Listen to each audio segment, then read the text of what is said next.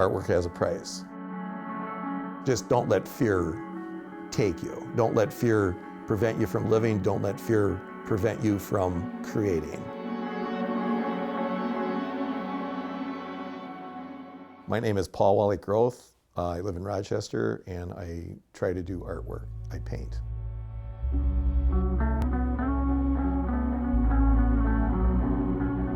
If you're going to really create artwork, it's not like that you're doing it for the guy next door or for a gallery or something. It stands in need of you. And so like there's a period of time where you get away from the art altogether and you don't even think about it. And I suppose there must be things that are going on levels that I'm unaware of. And at one point it comes out and it's like it has to be expressed. Then you can explode onto the canvas or on that painting or the drawing and just let it happen.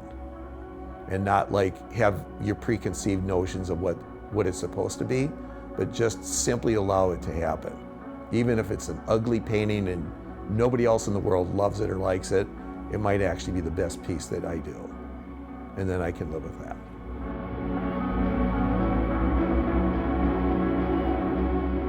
I was actually just scribbling and different aspects of the drawing was like acting on itself, and that's when I came up with these strands that could be either DNA or muscle with like pockets or contortions and all that stuff.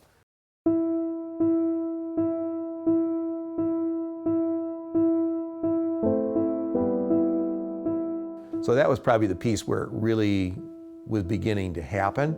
And then I just went with a vein of thought about making these larger things, and there were spheres and then how they like push and pull on each other or tear each other apart or ascending or descending.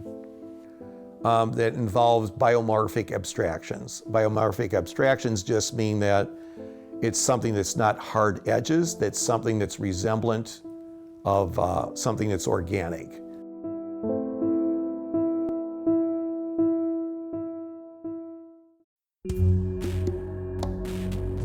I have a show that's being generously shown by Sylvan Durbin at the Owatonna Art Center. The show is critically important to me because it'll be a platform to what my next work will be.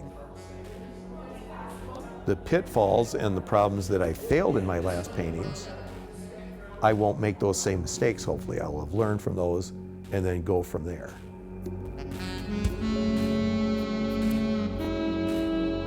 The artwork that I have really isn't meeting the needs what I have and where I want to go with it.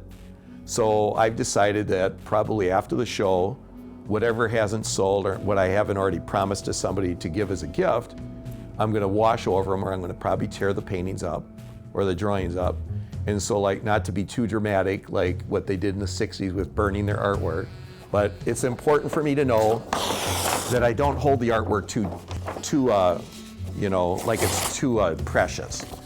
And I think that's one of the problems that was endemic to the last piece or art what I did was that I'm like making all these plans and trying to make it graphically exciting.